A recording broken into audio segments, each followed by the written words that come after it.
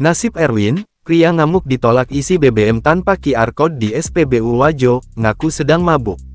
Erwin, seorang pria berusia 36 tahun tengah menjadi sorotan lantaran tak terima saat ditolak isi BBM jenis Pertalite. Ia pun lantas mengamuk di sebuah SPBU yang terletak di Ames Sangeng, Kecamatan Tempe, Kabupaten Wajo. Diketahui, petugas SPBU menolak melayani pengendara mobil yang tak memiliki aplikasi barcode My Pertamina.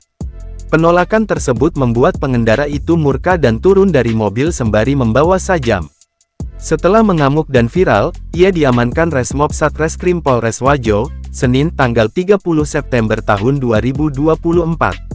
Kasat Reskrim Polres Wajo, Ibtu Alvin Aji mengatakan pelaku berbuat demikian lantaran tidak memiliki barcode My Pertamina untuk pengisian BBM dan ditolak petugas SPBU. Awalnya, Erwin ikut antre di jalur pengisian BBM subsidi jenis Pertalite. Namun, saat tiba giliran untuk pengisian, petugas SPBU meminta Erwin memperlihatkan barcode sebagai konsumen penerima subsidi. Terduga pelaku tidak dapat memperlihatkan barcode kepada petugas, tiba-tiba emosi bahkan mengeluarkan senjata tajam, badik, dan melakukan pengancaman, ungkap Alvin Aji kepada Tribun Tanda Hubung Timur.com. Kemudian, atas laporan yang diterima, pihak Polres Wajo segera memburu terduga pelaku untuk diamankan.